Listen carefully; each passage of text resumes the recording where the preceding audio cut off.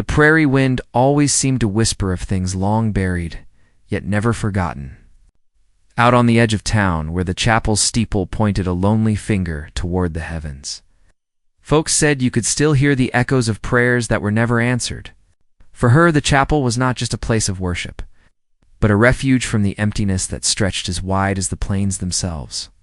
She had lived long enough to know that love was a gift that slipped away too easily, and she had convinced herself that her season for such foolishness had long since passed. Her hands trembled only when she turned the thin pages of her worn hymnal, not when thinking of tender promises. That was the way she wanted it, or so she told herself. The townspeople didn't whisper her name much anymore. She had grown into the background of their lives. Much like the weathered pews and the cracked stained glass that colored the chapel's floor, she had once been a girl with dreams dances under lanterns, wild rides across the wheat fields, now nights when the stars themselves seemed close enough to touch. But dreams have a cruel way of fading with the years. Loss had a hand in it too. She buried her hopes quietly, just as she buried her kin, with no one left to notice the weight she carried. In her heart, she accepted that her story was meant to end quietly, without new beginnings. That night, however, the chapel was different. Candles burned low, flickering shadows against the walls, and the scent of beeswax clung to the air. She came to read aloud, as she always did, her voice soft against the silence, almost like she was keeping the church alive by sheer devotion. Yet she wasn't alone. The heavy creak of the door announced another presence. She stiffened, though her eyes stayed on the pages in her hands. Not many came by at that hour, and certainly not men. The farms demanded long days, and the saloon drew the rest. Whoever it was, he had chosen a place of prayer over whiskey. And that thought unsettled her more than she could explain. The boots stopped behind her. She felt the weight of eyes watching, steady and unshaken. Her fingers froze on the page. Slowly she closed the book and pressed it against her chest, her heart quickening in a way that made her uneasy. She turned, and there he was, a man younger than her. Broad-shouldered, his hat casting a shadow across eyes that were searching but not unkind. He didn't move right away, just stood with the stillness of someone who carried both restraint and strength. There was something about him that didn't belong to the noise of town life. Something raw, almost untamed, yet humble in its quietness. He spoke her name softly, as though he had rehearsed it many times in silence before daring to let it out into the world. She felt the sound of it linger in her bones. He shouldn't have known it, not in the way he said it with a reverence that made her pulse stumble. She wanted to look away, but she couldn't. The truth was, she had seen him before, from a distance. The rancher who worked the far edge of the land, the one people called the virgin rancher because he never courted, never lingered with any woman, though many had tried to draw him in. He belonged to the earth, to the cattle, to the endless horizon. He belonged to no one. Until now, her lips parted, but words refused to come. He stepped closer, the leather of his vest brushing against her sleeve as he reached out, steadying her shoulders as if he could feel the weight she carried. It wasn't forward, not rough, just a touch that made her stillness collapse. She closed her eyes for a breath, trying to steady the sudden tremor that ran through her. This was not supposed to happen. Not to her, not at her age, not in this place. Yet the warmth of his hand made her realize just how long she had gone without being seen. Truly seen. "You come here every night," he said, his voice low, almost hesitant. "I hear you from the backfields when the wind carries." Her chest tightened. She never imagined her small habit of reading prayers aloud was anything more than a lonely ritual. Yet here stood a man who had listened all along. She gripped the book tighter, as if it might guard her from the vulnerability his words uncovered. He was younger, yes, but not untouched by hardship. His face bore the kind of quiet determination carved only by years of toil and solitude. And in his eyes she found no judgment, no pity, only a strange mixture of longing and peace. The chapel's cross glowed faintly behind her, catching the light of the last candle. She felt it burn against her back like a sign she wasn't sure she wanted. Love, she thought, was a language her heart had forgotten. And yet it stirred now, unbidden and frightening. She tried to remind herself of all the reasons she should remain guarded. She was too old for such weakness. Too old to feel the rush of youth she thought had died within her, but her body betrayed her, trembling under his steady hands. The night stretched on, but the silence between them grew heavy with meaning. She knew the world outside would not understand, nor would it care. But in that moment, the only thing that mattered was the way his voice softened when he spoke again. As though the entire chapel existed only to hold their words safe. She wanted to ask him why he had come, why he had chosen her out of all the faces in town. She wanted to demand what it was he saw in a woman who thought her story had long ended. But her throat closed around the words, too afraid of the answer, too afraid of the hope it might spark. Instead, she simply looked at him, her breath uneven, her heart carrying both fear and wonder. For the first time in years, she realized that perhaps she wasn't as invisible as she had believed. Perhaps the years had not stolen everything from her after all. Perhaps even on the edge of dusk, a new dawn could rise. But before she could speak, before she could either flee or surrender, the chapel door groaned again, and the sound of footsteps echoed through the aisle. She froze, her body caught between him and the world outside. Whoever entered would see them, and the fragile moment between them would shatter under the weight of eyes that did not understand. The virgin rancher's hand tightened slightly on her shoulder, as though he was ready to shield her from whatever came next. And in that breathless pause, with the cross burning bright behind her, she knew her life was no longer drifting quietly toward an ending. Something had begun, something she was not prepared for. The footsteps drew nearer. The air thickened with tension. She lowered her eyes to the book in her hands, though her heart beat for the man beside her. And as the door creaked wider, the question that haunted her burned hotter than ever. Was it too late for love, or had love just arrived when she least expected it? And there, in the hush of the chapel, with the rancher's touch still steady against her, she realized she would soon have her answer. But not tonight. Not yet. The sound of the door swinging wider made her pulse race, and the chapel's dim light suddenly seemed sharper, casting long shadows across the pews. She dared not move, but every muscle in her body was alert, as though she was a hunted creature unsure whether to run or stay still. The rancher's hand on her shoulder remained steady, grounding her even as her heart felt close to breaking free. She could not see who had entered yet, only the echo of boots against the wooden floor. Her breath caught. Waiting, a figure stepped into view, outlined by the lantern glow from outside. It was one of the townsmen, the blacksmith, who lived near the river bend. His heavy build and rough beard made him look older than he was, though his eyes carried the restless energy of someone always looking for trouble. He stopped short when he noticed them standing so close, her with a book clutched to her chest and the rancher's hand still upon her. Silence fell between the three of them, heavy and strange, the kind that seemed to carry judgment even before a word was spoken. "Didn't expect to see anyone here this late," the blacksmith muttered, his voice rough, yet filled with something more than simple surprise. His gaze lingered too long, flicking between her face and the man beside her. She shifted uneasily, her throat dry. The rancher didn't flinch, didn't pull back, but the strength of his stillness only seemed to heighten the tension. "I come here often," she managed to say, her voice steady despite the fear curling inside her. "I read the hymns when the night is quiet." The blacksmith gave a low hum, as if weighing her words against what his eyes told him. "And you?" he said, turning to the rancher. "Didn't figure you for the praying type." The rancher finally spoke, his tone calm but edged with firmness. "I listen when the wind carries her voice. Tonight, I thought I'd hear it closer." The simplicity of his words made her breath falter. The blacksmith frowned, as though the answer unsettled him more than it should.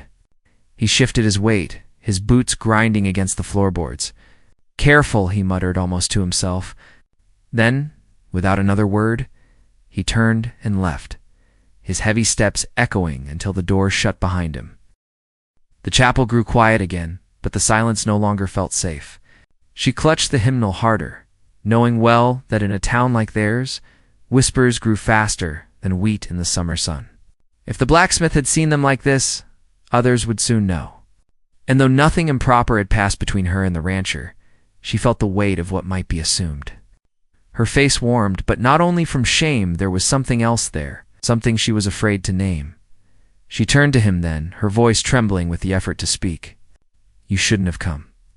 His eyes softened, though his jaw was set with quiet determination. "I couldn't stay away." The words cut through her defenses more deeply than she wanted to admit. She opened her mouth to protest, but the argument died before it formed. Instead, she turned back toward the pews, moving slowly until she sank into the nearest one. He followed, but at a careful distance. Watching her as though she were something fragile yet unbreakable at the same time, the candles flickered low, casting the chapel in near darkness. She stared at the book in her lap, though the words blurred before her eyes. Memories she had long kept buried stirred, rising like dust in a forgotten attic. She thought of the days when she was young, when she had known laughter in the arms of someone who swore forever, only for forever to crumble too soon. She thought of the long nights afterward, when she worked her hands raw just to keep going, telling herself that love had no place in her life anymore. She had grown accustomed to that quiet ache, had almost made peace with it. And yet here sat a man who looked at her as though she was not invisible at all. He broke the silence first. "I was 12 when I came to this land," he said, his voice low, carrying the rhythm of a confession.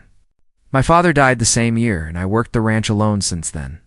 People say many things about me, but they don't know. They don't know what loneliness makes of a man." She turned her head slightly, meeting his eyes. In them, she saw not only solitude, but the burden of years spent holding everything together, with no one to share the weight.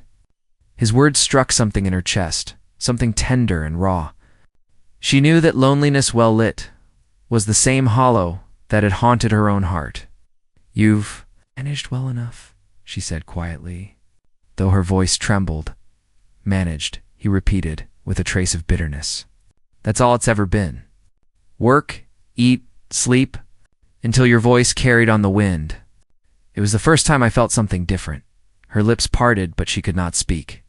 The confession settled over her like the weight of the chapel itself.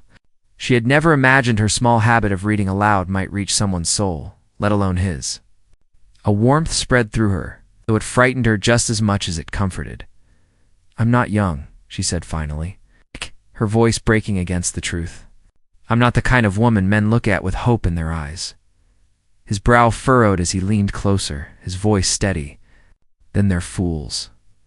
The words pierced her defenses, and for the first time in years, she felt a tear threaten to fall. She turned away quickly, unwilling to let him see. The rancher didn't push further, didn't reach out again. But his presence alone was enough to stir her trembling heart. The night grew colder, and the last candles sputtered out, leaving them in the dim glow of moonlight filtering through cracked, stained glass. She rose, clutching her book, needing to escape before the weight of the moment became too much. He rose with her, not to stop her, but as if to protect her from the shadows. When they stepped outside, the town lay silent, the streets empty except for the hush of wind through the cottonwoods. She could already feel the fear of what the blacksmith might say by morning, but she also felt something deeper, something that defied her fears. She turned to him, ready to tell him that they should keep their distance, that she could not bear the weight of scandal or whispers. But before she could speak, he lifted his hat slightly, his gaze steady. "Whatever comes, I'll stand by it," he said. "I won't let them turn this into something shameful." Her throat closed around 1,000 words she could not say. She wanted to tell him that he was too young to tie himself to her sorrow. She wanted to tell him that the years had taken more from her than she could give back. But the firmness in his eyes silenced her doubts, if only for a moment. She walked home that night with the sound of his voice echoing in her heart. She knew the days ahead would not be easy. The blacksmith's shadow lingered, and with it, the certainty that the town would soon begin to murmur. But for the first time in many years, she did not feel entirely alone. Something had shifted in the quiet of the chapel, something that both terrified and awakened her. Still, she lay in bed staring at the ceiling. She could not shake the questions that burned in her chest. Why had he chosen her when he could have any number of younger, prettier women? What did he see in her that even she could not see? And more than anything, could she bear to let her heart hope again, knowing how easily hope could be crushed? She closed her eyes, trying to silence the storm inside her. But her body still trembled, just as it had beneath his touch, and her heart still carried the sound of his voice. Sleep would not come easily. And when morning arrived, she knew the whispers of the town would rise like dust on the wind, carrying her name and his together in ways she was not ready to face. But deep inside, beneath the fear and the uncertainty, a spark had been lit, one she could not extinguish no matter how much she tried. And she knew that the days ahead would test her more than ever before, for love had come when she thought it was long gone. And nothing would ever be the same again. By sunrise, the town had a taste for trouble. She felt it on her walk to the bakery, the way the screen door paused just a little too long before the owner let it swing shut, the way two women at the counter lowered their voices when she stepped beside them. She kept her chin level and asked for brown bread, as if nothing in the world had changed. The loaf felt heavy in her hands. Outside, the wind carried dust across the main street, skittering it over the porch boards like tiny footsteps. Far off, a horse stamped and snorted, and the sound made her think of the rancher. She wondered if he had slept at all. She wondered if he ever did. At the pump, the blacksmith's wife was filling a bucket. Her dress was clean but mended so many times it created a pattern of careful squares. She glanced up as the older woman approached and gave a brief nod that carried no warmth. Then she leaned closer, lowering her voice, though no one else stood near. She said there had been talk already. The men at the river crossing had seen the virgin rancher walk toward town before dawn, and the blacksmith had spent half the night at the saloon, telling anyone who would listen that the chapel had turned into a meeting place for sins people were too proud to confess. The words slid like ice under the older woman's ribs. She carried them home in silence. The rancher heard the same news from a different angle. He was repairing a fence post on the eastern pasture when the sheriff rode up, jacket unbuttoned and hat tipped back as if he were stopping by for a friendly call. The sheriff wandered at first, admired the neat stacking of feed, the tidy lines of the corral, the way the cattle watched him with dull patience. Then he cleared his throat. He said folks were uneasy. He said the blacksmith had influence, especially among the men who worked the river and hunted the foothills. He said the church board would meet that evening. He did not say the word scandal, but it hung in the air like smoke. The rancher gripped the fence post and felt splinters bite his palm. He told the sheriff the truth. Nothing had passed between them but the sound of prayers and the quiet touch of a hand meant to steady a heart. The sheriff studied him a long time, as if measuring the breadth of a man's honesty. He finally nodded and said he believed him. Trouble was, belief was not what fed the town. Talk did, the sheriff told him to be careful. He mentioned that the blacksmith had debts and a temper, and that both could make a man dangerous when he needed a distraction. By afternoon, the sky turned the color of hammered pewter. A wind came up off the plains that smelled like far water and closer dust. She stayed in, sewing by the window where the light held steady a little longer. It was not fear that kept her behind the curtains. It was the ache of something halfway between shame and stubbornness. She had done nothing wrong, yet the town's eyes could still make her feel stripped of her quiet dignity. Her needle dipped in and out of cloth with a rhythm that steadied her. She was stitching a hem for a neighbor's child, a girl who would wear the dress to the harvest service if the weather held. The stitch line wobbled when she thought of the rancher's hand on her shoulder. She pulled the thread and took the crooked section out. When evening came, the chapel bells gave a single swing, not for worship, but to call the board. She went anyway, although she had not been asked. She took a back pew and sat alone. The candles were new, short, and fat, and they made a sturdy light. The men and a few women who served on the board gathered in the front. The blacksmith stood among them with arms crossed. His eyes flicked to her, then to the front row where the rancher had stepped in at the last moment. Hat in hand, as if he were attending the reading of a will, the old pastor took his place and folded his hands. His face so lined with years that his expression looked carved there with a knife. They spoke in turns. Some talked about respect, others about example, and more than one spoke about the chapel itself, as if the building had a mind that could be bruised. The blacksmith raised his voice and said a woman past her years had no business gathering. Young men close, while candles burned before the cross. The words struck hard. She did not look away. She stared straight at the board and felt the years she had carried like stones shift in her chest. The rancher answered. He thanked the pastor for allowing him a say. He spoke slow, each word laid down like a plank on a narrow bridge. He said he had known emptiness since boyhood and had found something human in the sound of scripture spoken by a voice that trembled but did not break. He said he had come into the chapel not to take, but to give thanks. He said he would never lay disrespect on the church or the woman who kept it alive in the lonely hours. The room quieted. Even the blacksmith's frown loosened, though not for long. Then the blacksmith said the rancher's land was too close to the river, that a new irrigation project would soon pull a channel deeper, and that the rancher stood to benefit if the board allowed him to use church property. At the edge of town is a way station for supply wagons. The accusation fell strange in the chapel, part greed, part politics, all dressed up as concern for the building. The sheriff, who had slipped in unnoticed, moved his weight from one boot to the other. The pastor called for calm.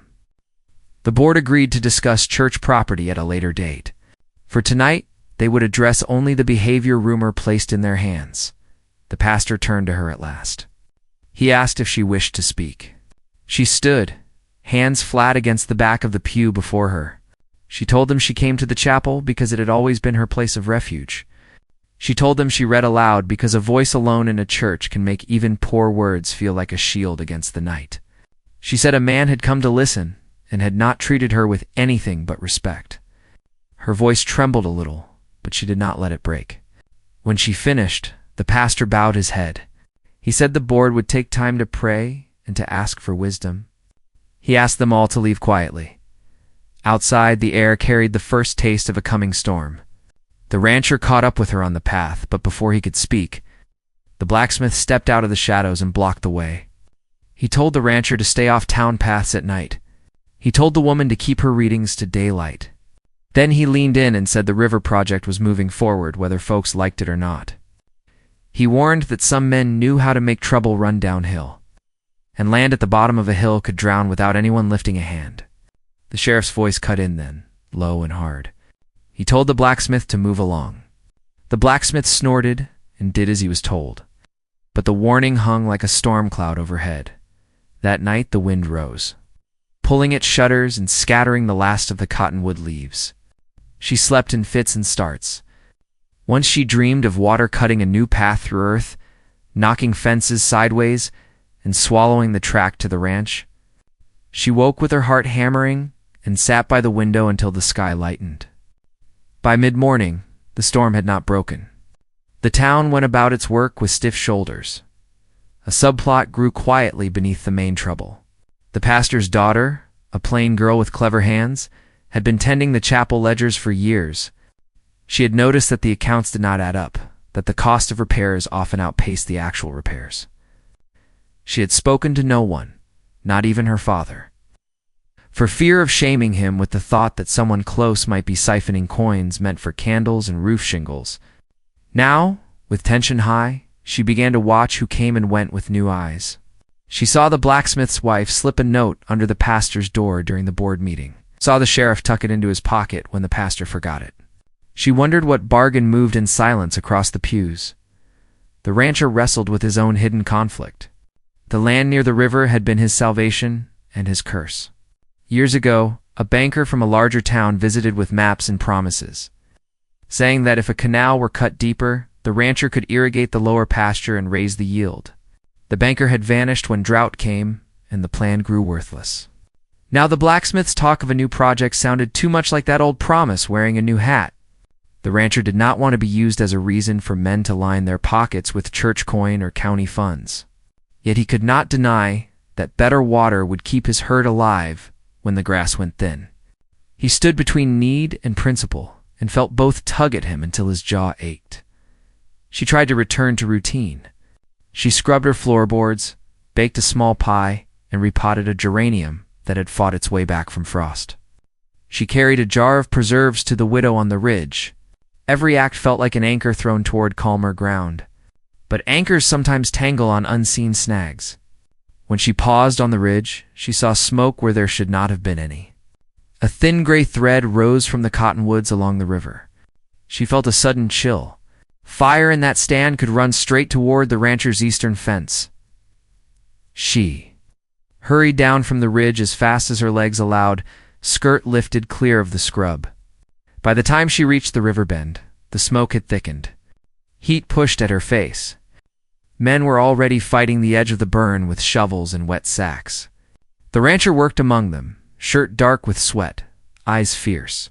The blacksmith swung a shovel with grim force, though his gaze slid to the rancher often, hard and mean. The sheriff directed a bucket line from the shallows, his voice crisp, the kind of voice that pulls people into order. She wanted to help, but the men moved like a machine, and a stray step might break the rhythm. She stood near the line and handed fresh cloths, dipped and dripping. No one sent her away. The fire beat at them for an hour, then slowed, then flared again when the wind shifted. It licked at the lower rail of the rancher's fence and curled across a patch of dry grass. The rancher ran ahead of the line and stamped a ring bear with his boots, shoulders heaving. The sheriff shouted to hold the north corner. The blacksmith swore and shoved his shovel into the dirt so hard the handle bent. Finally, rain came sudden as a thrown bucket from a sky splintered by light. The flames hissed and drew back. People sagged where they stood, soaked, blackened, trembling with relief. Only when the worst was past did the sheriff pick up a half-burned bottle near the first patch of flame. It stank of old lamp oil. He held it up and looked at the ring of men. Nobody spoke. Wind pushed rain across their faces. The sheriff wrapped the bottle in a handkerchief and slid it into his coat. He said they would talk later. He said the river bend had enemies.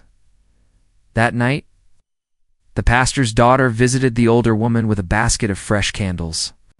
She claimed she was simply making rounds, yet her eyes darted to the corners of the small room, as if making sure no one else was near. She confessed that the chapel money had been bleeding for months. She had followed the trail as far as the blacksmith's shop and the pockets of 2 men from the river crew. She feared it tied to the canal scheme. She also feared her father would be ruined if word spread that this had happened under his nose. The older woman listened and felt the ground tilt beneath her again. The chapel stood at the heart of everything, a place meant for healing. Now dragged into schemes and threats and fires meant to scare land from men too tired to fight, the rancher came after dark, tapping softly at the door. He looked worn, his hair still damp from rain, his knuckles scraped. She let him in and lit one of the new candles. He told her the fire had been set, not started by chance. He told her the sheriff had warned him to keep watch on the lower pasture and on the path to town. He admitted, voice low, that fear had a taste he had not known in years, a taste like iron in the mouth. She poured coffee with hands that shook. He took the cup, but did not drink. He said he would not stay long, not with trouble curling around them like smoke, but he needed to see that she was safe. They stood close, but did not touch. Outside, the rain softened to a hush. He asked if she would come to the chapel the next night, not to read, only to sit. She thought of the board, the sharp eyes, the pastor's daughter, and her ledgers, the sheriff and his oil bottle, the blacksmith's bent shovel and mean gaze. She thought of the river, holding both life and danger. She lifted her chin and said she would be there. She said a church became a grave if fear was allowed to keep people from it. After he left, she watched the single candle burn low. She did not sleep much. At dawn, the town woke with a jittery energy. Someone had nailed a notice to the chapel door. She found it before the pastor did. It said the church would be closed for repairs to the roof and windows, effective immediately. It bore the board's stamp, though the pastor had signed nothing. She stood there on the steps and felt a sharp mix of anger and grief. The notice was not about shingles or glass. It was about silence. She walked to the parsonage with the paper in hand. The pastor's daughter answered the door, eyes ringed with worry. She whispered that she had not printed the stamp, that someone had lifted it from the ledger drawer during the board meeting. They hurried to the sheriff's office, but he had already ridden out to the river with 2 deputies. The street hummed with unfinished conversations. By noon, men gathered at the blacksmith's forge, The ringing of the hammer felt like a drum calling people to a different sort of service. The rancher stood across the road with two ranch hands, calm but set. The sky lowered again, thick with the weight of another storm. She moved along the edge of the street, unseen as only a woman who knows how to pass like wind can be unseen. She listened and learned that the blacksmith planned to hold a meeting about the canal and to pressure the board to grant access to church ground. He would paint it as a boon for town growth. He would hint at trouble for anyone who stood in the way. At dusk, the chapel sat quiet, a warning nailed to its face. She waited in the shade of cottonwoods and saw the rancher approach, slow and sure, refusing to accept the lie of closure. He reached the door and set his hand on the handle. Then he paused. From the alley behind the parsonage, a shadow pulled free and moved toward the church. A figure small and quick, holding something wrapped in cloth. The pastor's daughter, eyes set with a courage that surprised even herself, hurried to them. She said the ledgers were missing, and that her father had been called away to pray with a dying boy, a convenient distraction. She had torn a page from her notes before the book vanished. On the page were numbers and dates that pointed to the forge and to a man in the river crew who owed the blacksmith more than money. They stood together in the soft dark, a triangle of resolve and fear and stubborn hope. The sign on the chapel door flickered in the lamplight like a dare. Far off, thunder rolled. Close by, the blacksmith's hammer fell silent, the kind of silence that sits before a move is made. The rancher lifted his hat, met the older woman's eyes, then looked to the pastor's daughter. He said they would not run from a sacred place. He said the truth, however slow, would find its way. Even through dust and river schemes and forged seals, she reached for the chapel handle and felt the cool iron under her palm. Inside waited pews, candles, the worn hymnals, and the echo of prayers that had kept her from breaking all these years. Yet tonight, the chapel felt like a threshold to a fight that would leave none of them unchanged. Behind them, unseen footsteps scratched on gravel. Someone else had come. The door gave a soft groan. She pushed it open and stepped into the hush. With danger and grace breathing down the same narrow aisle, the chapel door shut behind them with a sound that seemed louder than it should have been, like a drumbeat announcing a trial. The older woman's fingers still rested on the iron handle as if she needed proof she had the strength to open it. Inside, the shadows breathed. The virgin rancher stepped first into the aisle, his boots slow on the worn boards. The pastor's daughter clutched her wrapped bundle tight against her chest, the faint scratch of paper shifting inside. Together they crossed into the candlelight that lingered from service the night before. Little stubs burned low, leaning sideways in their holders. Every corner of the chapel felt heavy with waiting. Outside, the wind rattled the shutters. They knew someone had followed, though none of them dared to turn back and open the door. Instead, they listened. A soft creak of boards, a scrape against stone, the sound of patience, the kind a man uses when he wants fear to ripen before he shows himself. The rancher shifted his stance, shoulders squared, one hand hanging loose, as if it longed to hold a tool, something solid and ready. The woman caught herself breathing shallow, afraid the air alone might betray them. The pastor's daughter laid the wrapped bundle on the front pew and pulled free the torn page she had saved. Her voice shook when she spoke, but the words cut sharp. She said the ledgers proved money had been siphoned from repairs into the hands of men tied to the blacksmith. She said the chapel's closure was no more than a mask, meant to turn the holy place into a bargaining chip for the canal scheme. The rancher's jaw tightened as if each word nailed a plank to a gallows. The woman felt the pew beneath her knees as she leaned forward, heavy with the knowledge that she had been marked not only by gossip of scandal, but also by the weight of plots larger than her own heart. Then, the door groaned again, pushed from outside. The blacksmith entered, lantern in hand, his broad frame filling the doorway. Shadows stretched long behind him. He did not bother with greetings. He said the sheriff had found no proof in the ashes by the river that bottles could be planted, same as rumors. He said the town wanted progress, and progress demanded sacrifice. His eyes moved from the rancher to the woman and lingered with cold triumph. He accused them again not of sin, but of standing in the way. He called it selfishness, dressed up as virtue. The rancher stepped forward, voice calm but firm. He told the blacksmith the town was not his forge, not something to hammer into shape with lies and threats. He said land was not a toy for men who sought to profit from fear. The blacksmith's laugh was low, bitter, echoing off the walls. He reminded them that he had men who owed him, men who would gladly shout down anyone daring to speak against him in public. He said the board was already leaning his way. He promised the canal would be approved, stamped, and signed, whether they liked it or not. The lantern light caught the sweat on his brow, though his grin stayed hard. The woman felt her heart racing, but she stood. Her voice carried more steadiness than she expected. She told him that faith was not a coin to be pocketed, and that the chapel was not built to shelter schemes. She said her age did not make her blind, and his strength did not make him right. Her words rang across the chapel, and for a moment even the blacksmith faltered. His hand tightened on the lantern, the flame wavering. The pastor's daughter drew a shaky breath and spoke next. She revealed that she had seen the blacksmith's wife slip notes beneath the pastor's door. Notes meant to bind the board with false records. She said she had caught the figures before the book was stolen. Her hand shook as she held out the page, but her eyes did not drop.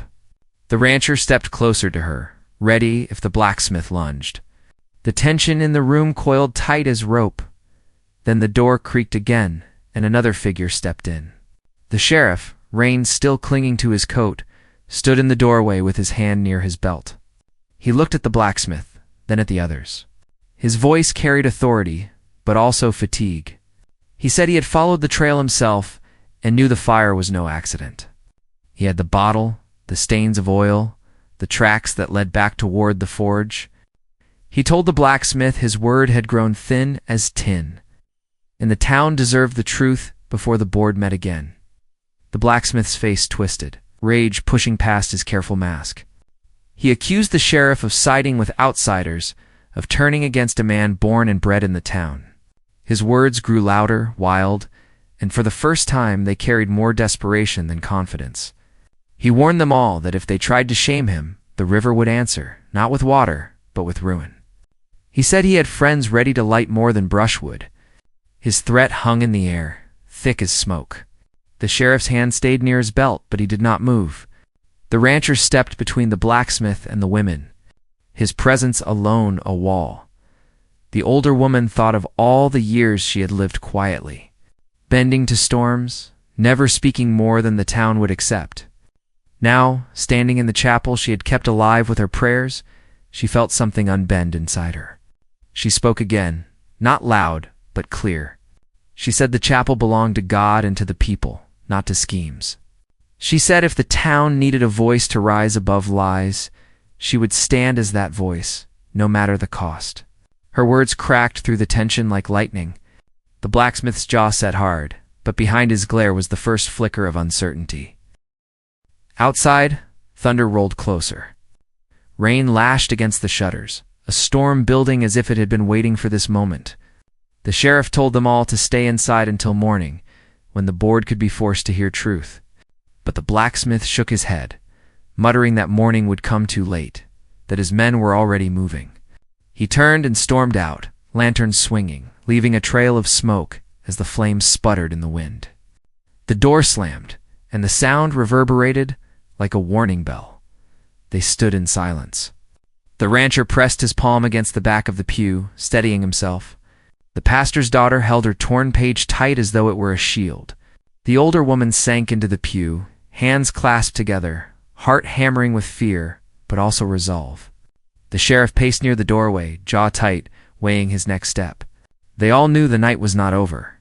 Somewhere beyond the chapel walls, men stirred. Debts called in. Fires whispered to life. As the storm gathered strength, the rancher spoke low. He said the blacksmith would strike soon, perhaps before dawn, to keep their voices from reaching the board. He said they would need courage greater than rumor, stronger than fear. His eyes found the older woman's, and though he did not touch her, the bond between them felt like a line drawn in stone. She nodded once. The pastor's daughter whispered that she would not hide either, that her father's good name was worth more than her own safety. The sheriff looked at them all, then at the door. He said the fight was no longer about land or even scandal. It was about whether truth had a place in their town at all. The night deepened. Rain pounded. Lightning split the windows with sudden white glare. Every sound outside carried weight, every scrape of branches like a bootstep, every gust like a shout. Inside, they waited, hearts drawn taut, knowing the clash was near. The chapel, once a refuge, had become a fortress, and the storm outside seemed only to echo the storm ready to break within the town. None of them spoke further. Words had done all they could. What came next would be the test of their courage, their faith, and their resolve. The air itself seemed to hold its breath, as if the very walls braced for the blow that had not yet fallen. The storm thundered on through the night, hammering the chapel walls and filling every space with a nervous hush. Inside, they stayed close together, the virgin rancher leaning near the door as though his body alone might keep danger out. The older woman sat stiff on the pew, hands tight in her lap, her mind circling through every whisper she had heard in town, every sharp glance that had cut her down. The pastor's daughter held the fragile page like it was both weapon and proof of her own courage, while the sheriff's boots kept a steady rhythm on the floor as he paced. Each crack of lightning lit their faces in stark flashes. It's like portraits of resolve carved by the storm itself. Hours stretched, heavy and slow, until the sound came at last. Hooves striking mud, voices raised, the crunch of boots too many to count. The rancher's eyes sharpened. The woman held her breath. The blacksmith had not lied. His men had come. Their shouts carried through the downpour, words of threat and mockery, daring the ones inside to show their faces. A rock crashed against the chapel door, then another, the sound loud enough to rattle the rafters. The sheriff raised a hand for silence, his jaw clenched. They would not step outside into that mob. Not yet. Then came the fire. The smell reached them first, sharp and choking. Through the narrow window, they saw the flicker of flames thrown against the rain. Torches lifted, not enough to outlast the storm, but enough to frighten, enough to send a message. The blacksmith's voice rose above the rest, booming in triumph. He swore that no storm could drown the fire he carried. He swore that the chapel's silence would break before dawn. His words burned hotter than the torches themselves. The rancher stepped forward then, steady as a mountain. He pulled the door open, not with anger, but with calm defiance, and stepped into the storm.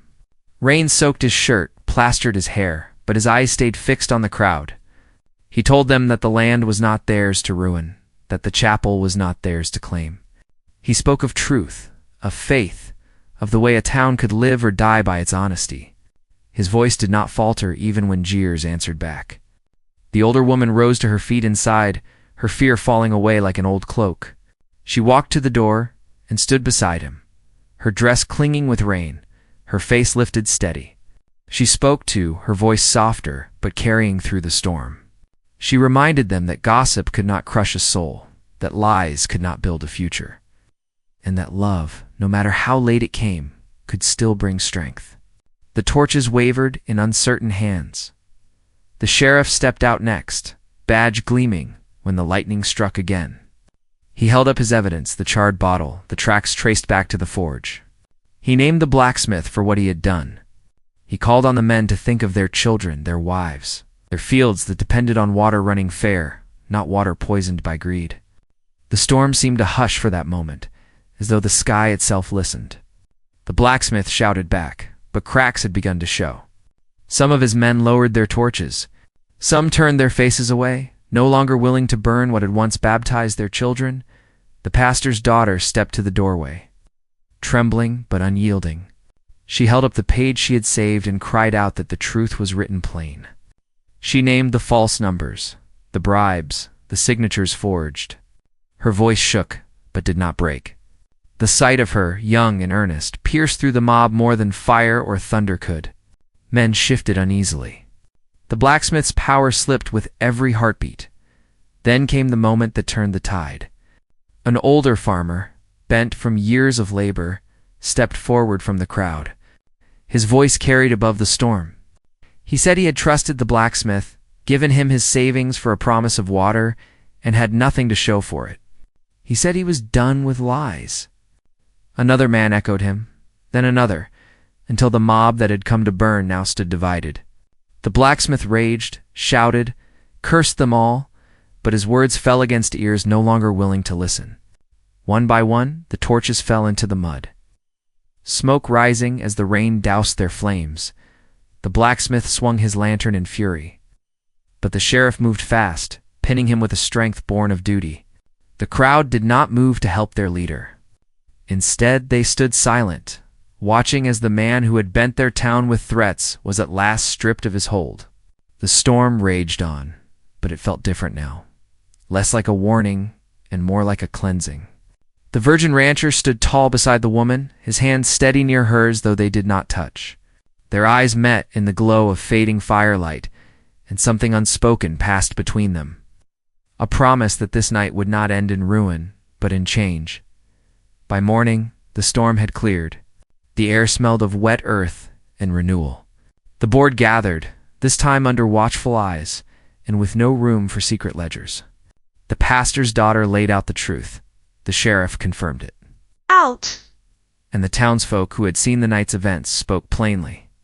The blacksmith, now stripped of allies, sat silent as his fate was sealed. The canal plan fell apart under the weight of his lies. The chapel doors, once threatened with closure, were ordered to remain open. Repairs would be funded honestly, with work done by hands that cared for the place, not by those who sought to profit from it. The woman felt the weight lift from her chest as whispers in town changed. No longer was her name tied to shame, but to courage. She had stood when others would not, and though she still walked with the grace of age, her steps felt lighter. The rancher, still young, but marked by his strength of spirit, remained by her side. He worked the land with steady care, and in the evenings he came to the chapel where they first found their bond. Their connection grew not from sudden passion, but from shared resolve, a quiet love born in fire and storm. Tempered by trials that tested them both, the pastor's daughter, too, found her voice had gained weight. No longer the shadow of her father's name, she became her own force, trusted for her courage and honesty. The sheriff, weary but proud, continued his watch.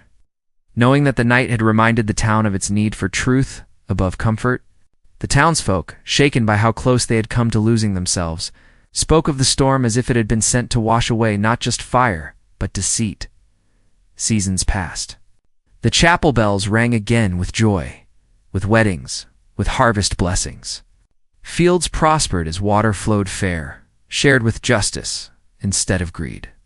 The woman often stood at the chapel steps, greeting neighbors, her heart no longer hidden behind walls of silence.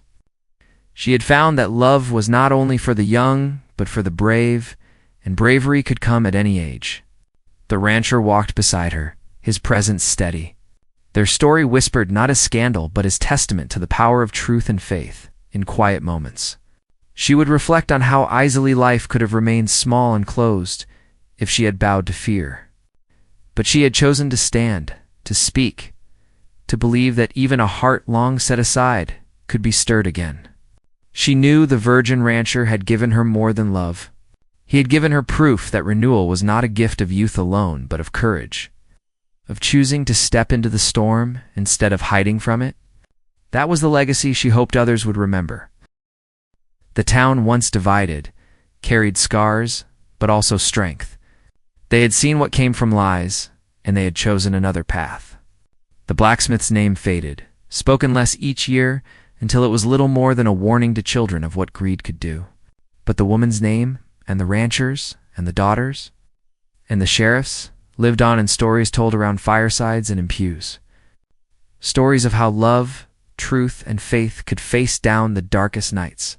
Stories of how, even in storms, hope could be found. And so the story closed not in ruin, but in renewal. The chapel stood, the town endured. And the woman who once thought herself too old for love walked forward with it, steady and unashamed. The virgin rancher at her side, the bells overhead, and the town gathered in peace. A chapter ended, but the lesson remained. It is never too late for love, never too late for truth, never too late for a heart to rise again.